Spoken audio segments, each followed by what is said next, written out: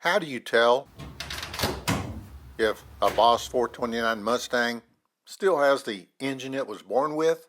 Ford did stamp the VIN number on the back of the block. And matching that number with the VIN is important, but did you ever hear of the Lima Engine Plant stamping? A major historic discovery from the old Kar Kraft files has uncovered these numbers, which are now stored in this file cabinet owned by Bob Perkins. These are all the Kar Kraft records in here. Housed in this building in Brighton, Michigan, Kar Kraft was an independent company that installed Boss 429 engines and other parts on Boss 429 Mustangs of 1969 and 1970. Four drawers, everything from the vehicle log to all the subcontractors that supplied all the parts, like this book here that shows all the parts vendors that supplied Kar Kraft. A ton of info to digest, but let's get to those matching engine numbers, those newfound matching engine numbers. I think I've got the log books over in the shop there. These books right here that almost went in the garbage. Luckily, they called Bob. Engine log book and the vehicle log book for 69 or 70. Oh yeah, a really big find. With the log book, it shows when the motor arrived from Lima Engine Plant to Kar Kraft, and then you cross-reference that to the couple weeks that the car was at Kar Kraft, and that should all line up and jive together. And then they also have a final assembly hot test date on the block, so all those numbers need to coincide to verify that it's the born with motor. This boss right here is where the Lima Engine Plant number will be stamped. Now there's a number 3 there. This is a service block. That number there has nothing to do with the Lima Engine Plant, but that's where the number is stamped on the Boss 429 motors if they actually came in a car. And then the final assembly date of the motor is stamped in right here, and we'll show that on where it's stamped in there. So if you have a service block, it's not going to have that final assembly date there. And then if it was a motor that came in the car, the VIN number would be stamped right here in this flat area right there on the block. See that? Okay, so we're going to show you that now on this car. Just a little easier to see the area there. Okay, but what's the deal? Because you just look for your VIN, and if it's there, it matches. Is that it? No, the VIN don't mean jack here, because everybody knows how to restamp and fake it. What they don't know how to do is the numbers that count are the final assembly date and the Lima Engine Plant. So what you do is you start out right here.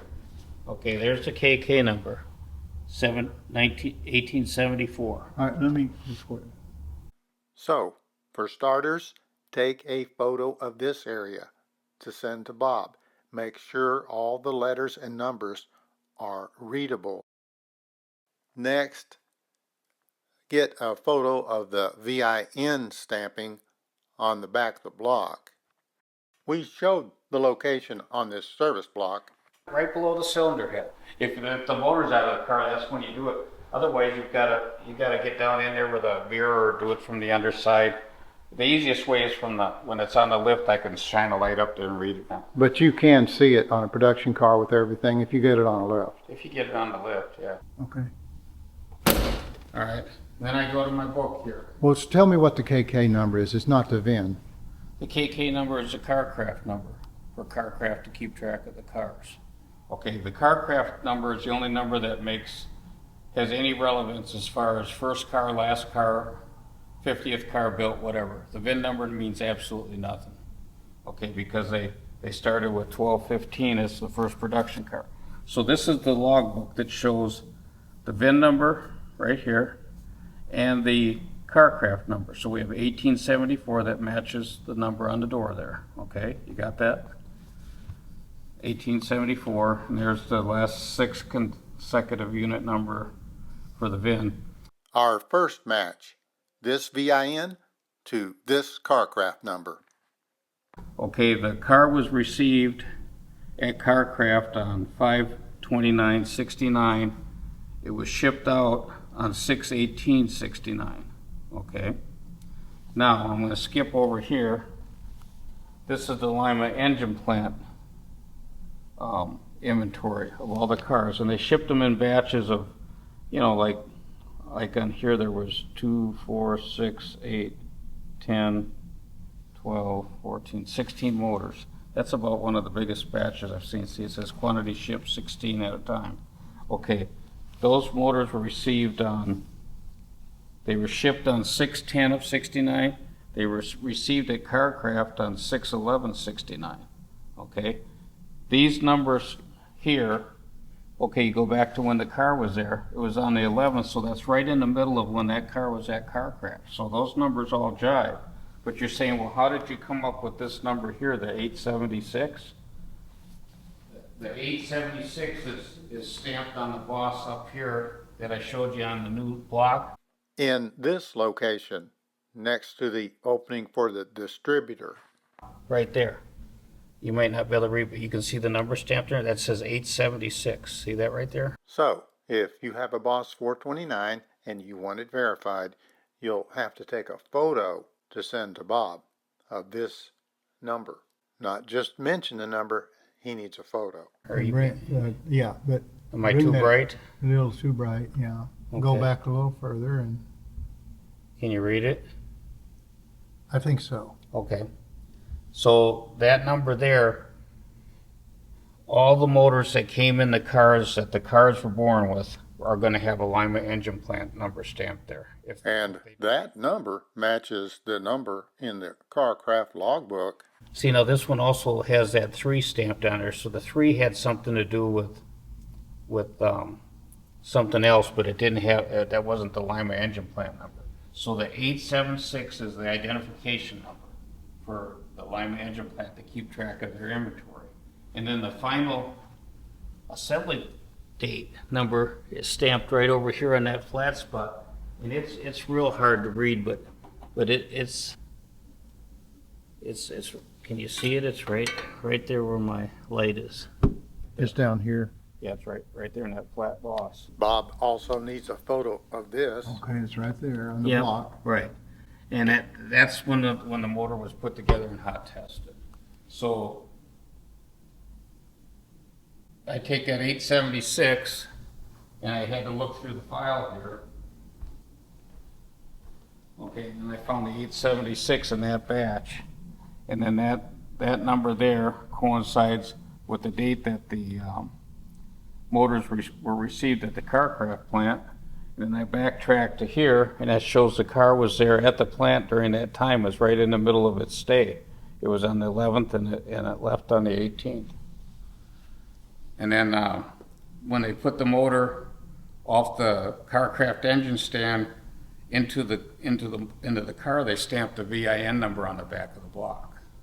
Okay, so all those numbers have to jive, and then you can basically verify that was the motor that the car was built with. So if there's no number on that little boss up there, you know that it couldn't be an assembly line motor. Okay. But now it's possible you could have an assembly line motor out of a different car and somebody restamped the VIN number on the back of the block, but it's not likely that it's going to match or jive with when the car was there and when the motor was there. Say, you get the picture? Loud and clear. So, those who want to verify their Boss 429 has the engine their car was born with, send a request to Bob to perkinsrestorations@gmail.com. He will ask for photos of the VIN, Right here in this flat area right there on the block. See that? the Lima engine number, and the final assembly date, all stamped in the block. In here, I'll show you the one that I like where it shows like 20 of them were sent back for repair. Here they're keeping track of the saddles they shipped them in. See, they wanted to get their stands back too. I'm trying to find that one where it shows how many were sent back for repair. Here we go. Returned as rejects for credit. There's 4 of them right there. There's the serial numbers right there. So they sent them back and then they'd fix them and hot test them again and send them back. But I got one where they had like 20 of them on there. I mean, there's just so much stuff in here. And this is just 70, but '69 had the same problem too. And see, here was the inventory at the beginning of the year. It shows ready to ship, and then it shows how many were left over. '69s, they put in 70 cars on one of these here. Let's see, which is irrelevant, it don't really matter. But see, I mean, a lot of that was just hand, but they had to keep track, you know, there was bean counters for everything. This one here, it's kind of neat where it shows that they shipped those back for credit. And then, see, that's how, like in '69, if they sent back an S motor for repair and it didn't come back until they were already later in the year, and they had T motors typically would be in line, you could get an S motor in a later car. And we showed that with that red car from Virginia that showed up at McCacken. It was really a nice car. And that was the latest S motor motor we found in the car, and it had the original engine ID tag and all that stuff. It was really nice setup. But people were giving them a hard time. There's no way it could be an S motor, and through this book we verified it. Wow.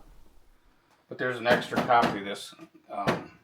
I won't mention who it was, but a reliable individual. He photocopied every page in each one of those books, so there's 2 copies of everything, in case one of us dies in a plane crash or something.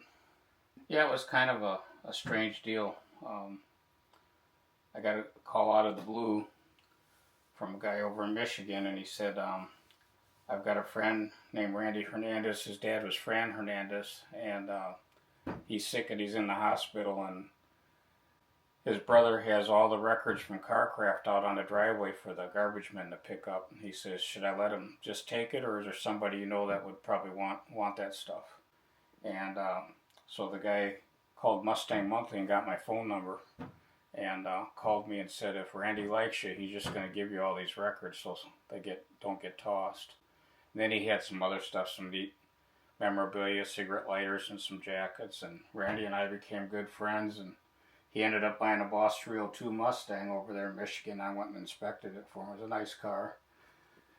That came out of Fran's office up there. That's some pictures of the Boss 429s coming down the assembly line that are a little bit different than the ones that you see everybody selling them on eBay. Now, Fran was what? What was his title? Well, he had a lot of titles. He was a plant manager at Kar Kraft, along with Vern Tinzer. One of them was a plant manager, and the other one just kind of was a total manager of the whole operation. I think Fran ran everything. Plus, Fran was involved. He was in charge of NASCAR in the '60s, and he was also part of the crew that went to Le Mans when they were racing the Ford GT. So he was big in all the Ford performance stuff for regular production, and they did a lot of cool stuff over there. So is matching numbers on those Boss 429 engines to the chassis, is that going to shake up the hobby? To most people, no, but to some people that are serious about having numbers matching born with type drivetrains in their cars, it's a real big deal. And to the guys that don't really care about authenticity, where they just want to have a Boss 429 they can get in and drive and have fun with, it's not a big deal, because most of them know already that the motor's been replaced. But a lot of guys that have show cars that think they have the born with motors, when they find out they don't have the original block, I would be a little upset, I guess. I won't even take the time to look anything up unless they send me a photo of those numbers. It's got to have that engine Lima number stamped next to the Boss by the distributor, or there's no way it could be an original born with motor. So they'll send you all the numbers? Yeah, they have to send me a picture of that, otherwise I can't identify it. I can't just go by them making something up or whatever. And then you'll tell them whether or not that is the engine the car was born with. Right, and I'll send them the paperwork. Now, is there any cost for this? Yeah, it just depends on how long it takes me to find it. I usually charge like $150 to $200, depending on how much research I have to do to find the.